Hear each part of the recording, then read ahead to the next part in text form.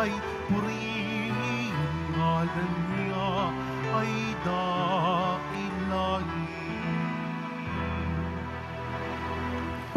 Sa ngalan ng Ama at ng Anak at ng Espiritu Santo, Amen. ang pagpapala ng ating Panginoong Hesukristo, ang pag-ibig ng Diyos Ama, at ang pakikipagkaisa ng Espiritu Santo naway suma inyong lahat. At sumaiyo rin. Sa araw ng Sabado, tayo po'y lumalapit, tayo po'y lumilingon, tayo po'y pumupunta sa ating mahal na Birheng Maria upang patuloy niya tayong kalingain, arugain, at patnubayan. Siyang ating mahal na ina at tinuturing niya tayong malalapit na anak at ang tanging hangarin niya para sa atin, lahat tayo ay makapasok sa kaharian ng kanyang anak. Mga kapatid, aminin po natin ating mga kasalanan upang tayo maging marapat gumanap sa banal na pagdiriwang. Inaamin ko Sa makapangyarihang Diyos at sa inyo, mga kapatid, na lubha akong nagkasala sa isip, sa salita, at sa gawa, at sa aking pagkukulang.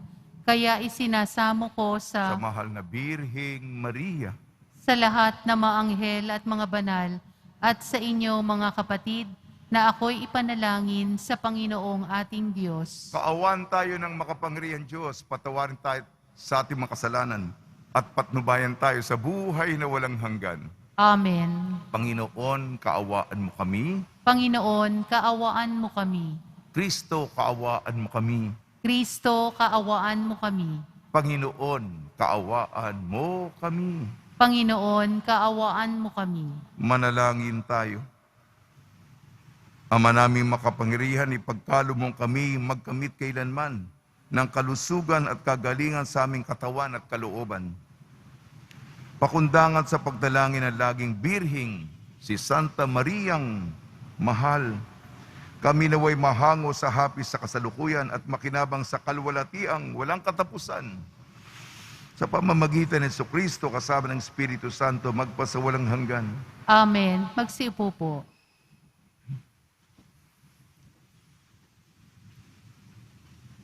Pagbasa mula sa unang sulat ni Apostol San Pablo sa mga taga-Korinto.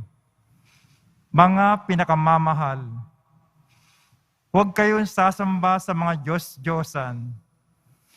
Ganito ang sinasabi ko sa inyo, sapagkat kayo'y matatalino, kayo na ang humatol. Hindi ba't ang pag-inom natin sa kalis ng pagkapala na ating pinagpapasalamat ay pakikibahagi sa dugo ni Kristo?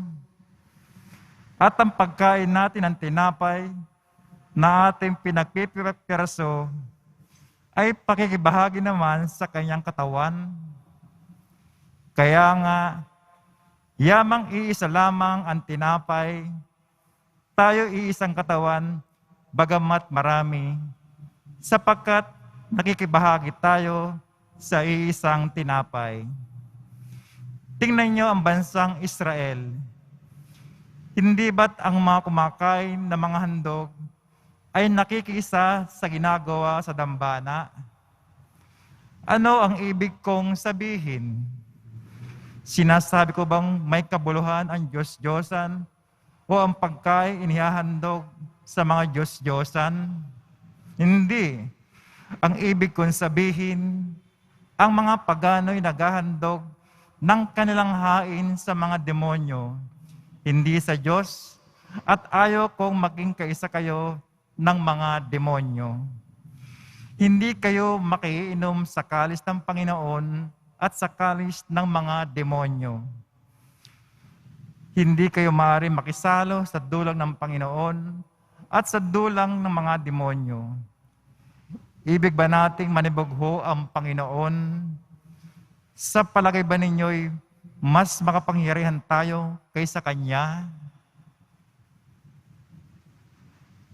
Ang salita ng Diyos. Salamat sa Diyos.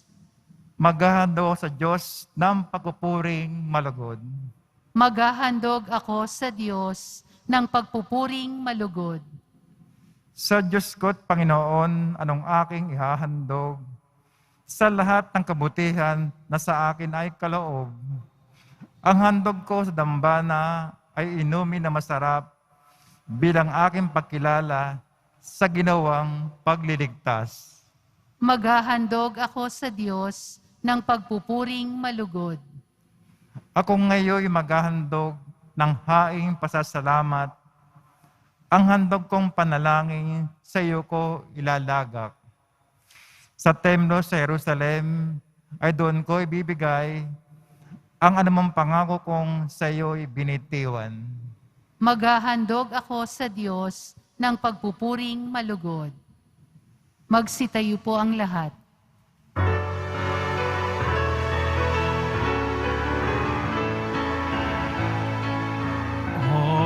Hallelujah, hallelujah, hallelujah, hallelujah.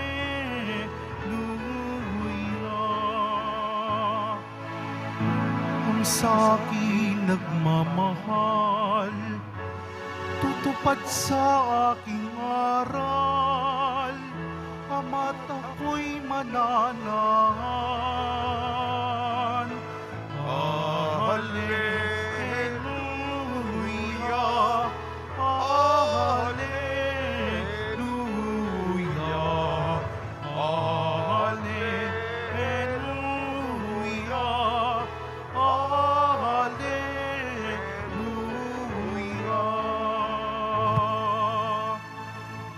Sumainyo ang Panginoon. At sumaiyo rin. Ang mabuting balita ng Panginoon ayon kay San Lucas. Papuri sa iyo, Panginoon. Nung panong yon, sinabi ni Jesus sa kanyang malagad, walang mabuting punong kahoy na namumunga ng masama, at wala namang masamang punong kahoy na namumunga ng mabuti. Nakikilalang bawat punong kahoy sa pamamagitan ng kanyang bunga. Sapagkat hindi nakapipitas ng igo sa puno ng aroma, at di rin nakapipitas ng ubas sa puno ng dawag. Ang mabuting tao ay nakapagdudulot ng mabuti sapagkat tigib ng kabutihan ng kanyang puso.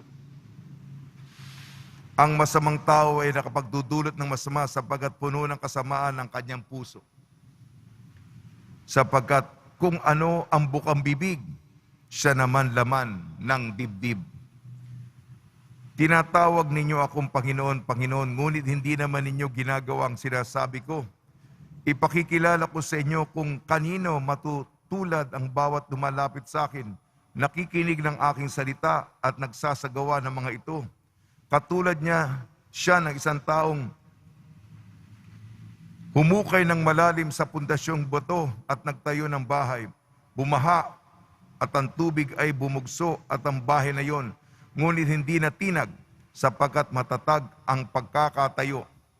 Ngunit ang nakikinig ng aking salita at hindi nagsasagawa nito ay katulad ng isang taong nagtayo ng bahay sa nawalang pundasyon. Bumaha, nagdaan ng tubig ang bahay na yon at pagdakay bumagsak. Lubusang nawasak ang bahay na iyon. Ang mabuting balita ng Panginoon.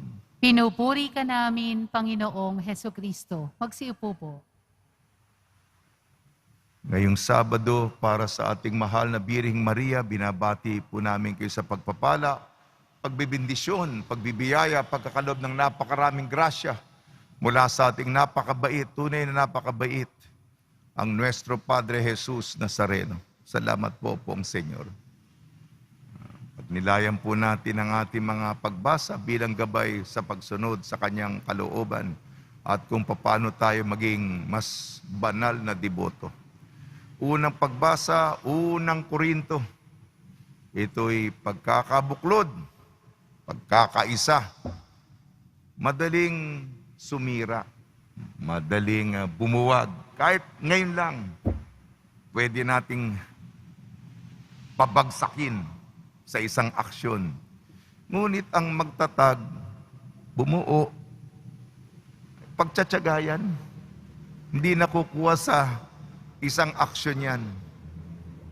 Kaya nga, tayo po'y nagkakaisa, may solidaridad na pinagtsatsagaang ibuo, itayo, itatag.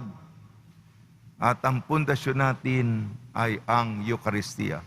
Sabi ni Pablo, hindi ba tayo nakikihati sa isang tinapay sa Eucharistia? Hindi ba tayo isang katawan ni Kristo? Kabahagi tayo ni Kristo. Katawan tayo ni Kristo. Sa komunyon, sinasabi, katawan ni Kristo. At sinasabi mo, Amen. Ikaw ay nakikilahok, nakikiisa. Yan ang pagkakaisa natin. Sa mga may karanasan sa inyo ng hiwalayan, yung mga magulang, yung tatay, nagkanya na, yung nanay, nagkanya na at may sarili ng buhay, at ikaw naman, sino ka ba? Ano ba? Di ba napakasakit, nalilito, komplikado? Ganun talaga. Iba yung buo. Iba yung kaginhawaan. Hawak-hawak mo yung tatay mo. Hawak-hawak mo yung nanay mo. Nagmamahalan sila. Palagi ko, bihira na ngayon sapagkat yung tao kasi, pinipili yung layaw niya. Malaya. Yun. Kaya nga, ang pagkakabuklod sa pananampalataya sa Eucharistia, dinidiligan yan, pinagtsatsagaan yan, inaalagaan yan, pinakaiingatan yan. Sa ating ebanghelyo ayon kay San Lucas, bunga, masamang tao, mula sa puso pa lamang niya, kasakiman, kabuktutan, kaswapangan, pang-aabuso, pangsasamantala, ang kayang sinasapuso at isinasaisip, kasamaan ang talagang lilitaw dyan. At ang bahay na tinatatag niya, walang moral na pundasyon. Ayan, talagang sisemplang, babagsak, tutumba, tatangiin yan. Yan ang halimbawa ni Jesus. Ngunit, matabis na ubas. Napakasarap. Aning sagana. Napakasarap. Yung buhay natin mapakla, matabang, mapait, maasim. Ano pa ba yun?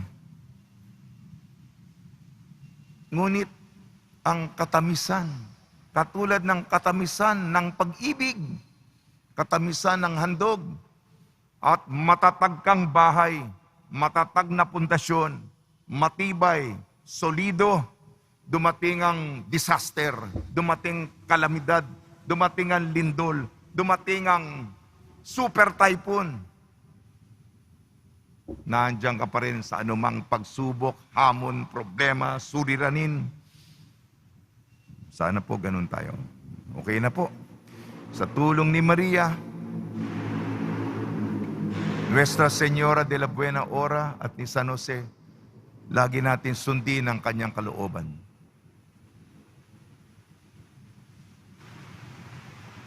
Magsitayo po ang lahat.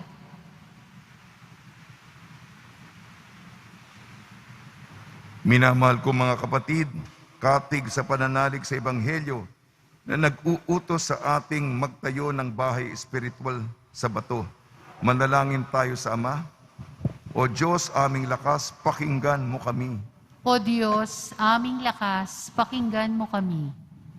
Ang simbahan, naway palagiang makita bilang isang matatag at ligtas na tahanang itinindig sa matibay na pundasyong bato, manalangin tayo. O Diyos, aming lakas, pakinggan mo kami. Ang mga pinuno ng mga bansa, naway maglingkod sa kanilang mamamayan ng may katapatan at katotohanan sa nakalilitong mundong ito, manalangin tayo. O Diyos, aming lakas, pakinggan mo kami. Ang paghuhubog sa mga kabataan, naway maitatag ayon sa mga bagay na pinahahalagahan ng kaharian Manalangin tayo. O Diyos, aming lakas, pakinggan mo kami. Ang mga taong nagdurusa sa isip at pangangatawang paghihirap, naway manatiling matatag at mapayapa sa bato ng pananampalataya. Manalangin tayo. O Diyos, aming lakas, pakinggan mo kami. Ang ating mga mahal na yumaong kamag-anak at kaibigan, naway makatagpo ng kapayapaan at kaligayahan. Manalangin tayo. O Diyos, aming lakas, pakinggan mo kami. Ama naming nasa langit, bigyan mo kami ng biyayang maunawaan kung paano nakaugnay ang aming buhay sa kabutihan, kabaitan at katapangan ng aming kapwa upang maging bukas kami sa kanilang pangangailangan at maging matapat sa aming matungkulin. Hiniling namin sa ngalan ni Kristong aming Panginoon. Amen. Magsiupo muna po.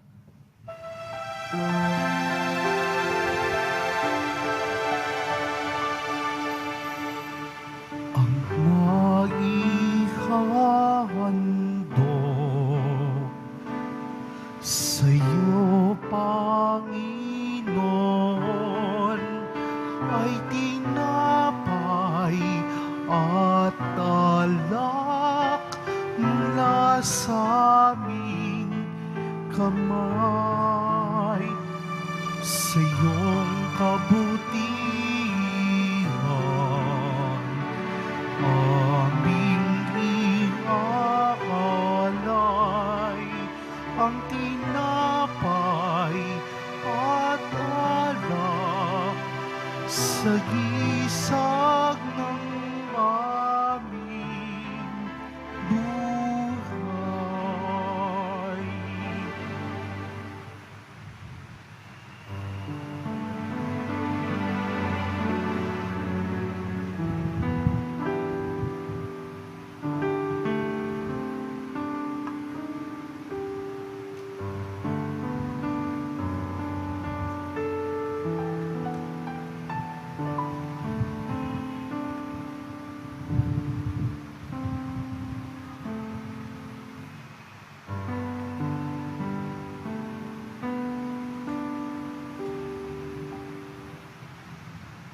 Magsitayo po ang lahat. Manalangin kayo mga kapatid upang ang ating paghahain ay kalugdan ng Diyos amang makapangyarihan. Tanggapin nawa ng Panginoon itong paghahain sa iyong mga kamay sa kapurihan niya at karangalan sa ating kapakinabangan at sa buong sambayanan niyang banal. Ama namin lumikha, ang iyong nagkatawan taong anak ay tumutulong nawa sa aming ginagawa upang siya na iniluwal ni Maria nang di bumawas kundi lalo pang nagpaganap sa pagkabirhen ay magpagindapat na kalugdan mong aming paghahain sa ikapagpapatawad ng mga kasalanan sapagkat siya ang Panginoon kasama mo at ng Espiritu Santo magpasawalang hanggan. Amen. Sumainyo ang Panginoon. At sumaiyo rin. Itaas sa Diyos ang iyong puso at diwa. Tinaas na namin sa Panginoon. Pasalamatan natin ang Panginoong ating Diyos. Marapat na siya ay pasalamatan. Ama naming makapangyarihan, tunay nga marapat na ikaw ay aming pasalamatan ngayong pinaparangalan ang mahal na Birhing Maria. Bukod mong pinagpala sa babaeng lahat ang mahal na Birhing totoong mapalad, na iyong piniling maging ina ng iyong anak, nung isugo mo siya bilang aming Mesiyas, sa kapangyarihan ng Espiritong Banal, ang Birhing Maria ay naging inang tunay ng iyong anak na kanyang isinilang bilang liwanag nitong sanlibutan. Kaya kaisa ng mga anghel na nagsisiawit ng papuri sa iyo nang walang humpay sa kalangitan, kami nagbubunyi sa iyong kadakilaan. Santo, Santo, Santo, Panginoong Diyos ng mga hukbo, napupuno ang langit at lupa ng kadakilaan mo, o sana sa kaitaasan, pinagpala ang naparirito sa ngalan ng Panginoon, o sana sa kaitaasan. Magsiluhod po ang lahat. Ama naming banal, ikaw ang bukal ng tanang kabanalan, kaya sa pamamagitan ng Espiritu, gawin mong banal ang mga kaloob na ito upang para sa amin maging katawan at dugo ng aming Panginoong Jesucristo. Bago niyang pinagtiis ang kusang loob na maging handog, hinawakan niya ang tinapay. Pinasalamatan kanya, pinaghati-hati niya yun. Iniabot sa kanyang malagad at sinabi, Tanggapin ninyong lahat ito at kanin. Itong aking katawan ay hahandog para sa inyo.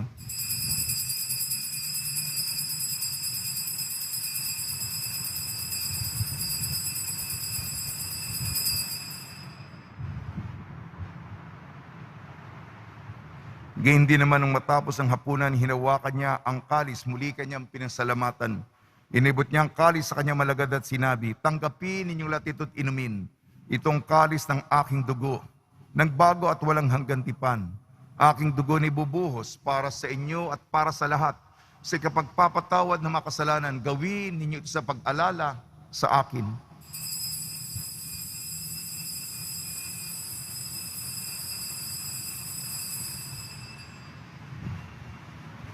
Magsitayo po ang lahat. Ipagbunyi natin ang misteryo ng pananampalataya. Si Kristo'y namatay, si Kristo'y nabuhay, si Kristo'y babalik sa wakas ng panahon. Ang mga ginagawa namin ngayon ng pag-alala sa pagkamatay at muling pagkabuhay ng iyong anak. Kaya't iniali namin sa iyong tinapay na nagbibigay buhay at ang kalis na nagkakaloob ng kaligtasan. Kami nagpapasalamat dahil kami minarapat na tumayo sa harap mo para maglingkod sa iyo. Isinasamo namin kami magsasalo-salo sa katawan at dugo ni Kristo ay mabuklod sa pagkakaisa sa pamamagitan ng Espiritu Santo.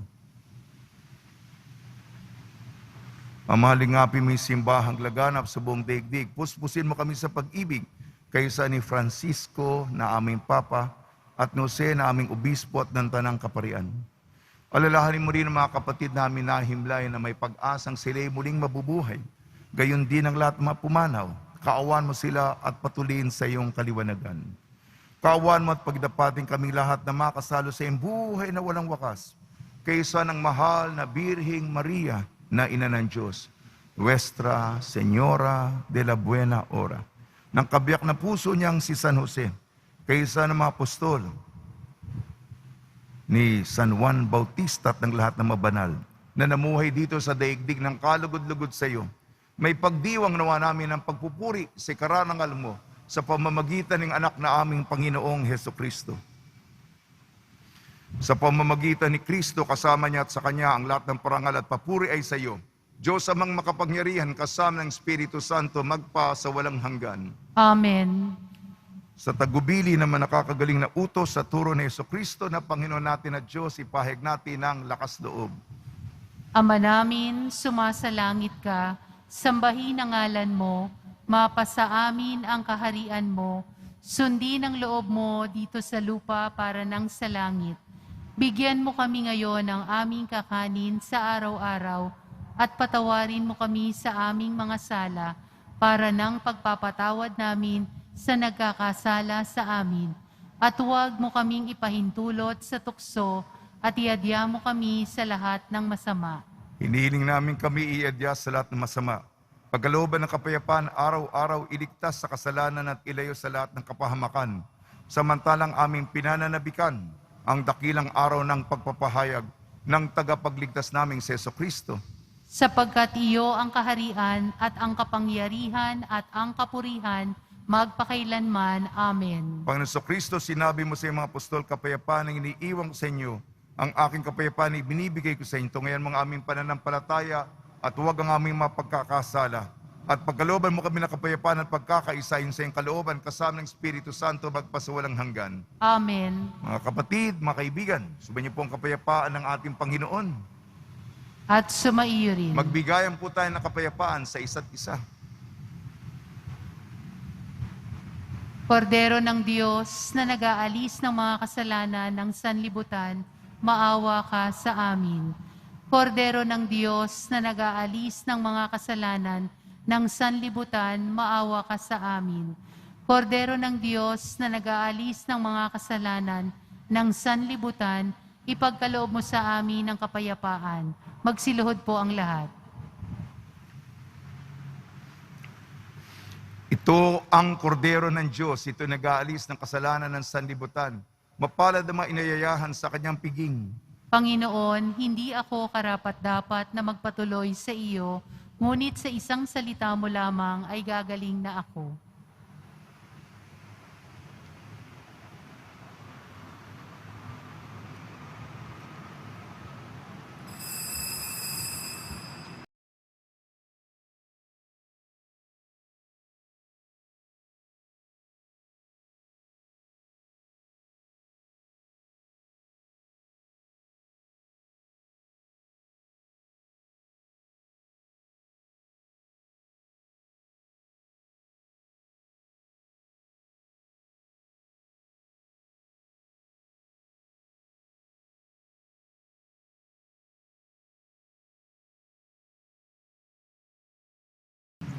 Manalangin tayo.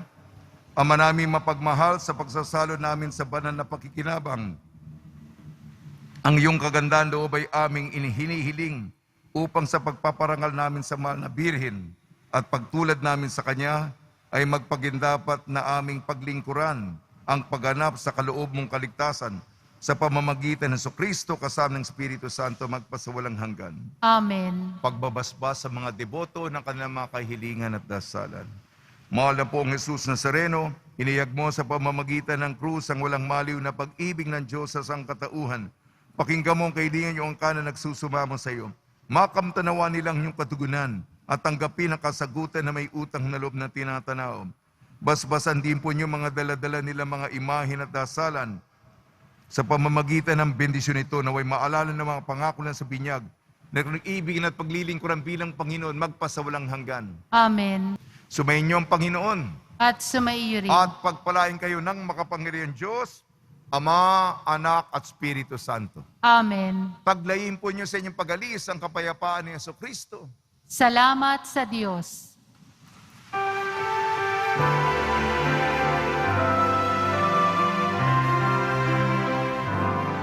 Nuestro Padre Jesus Nazareno, sinasamba ka namin,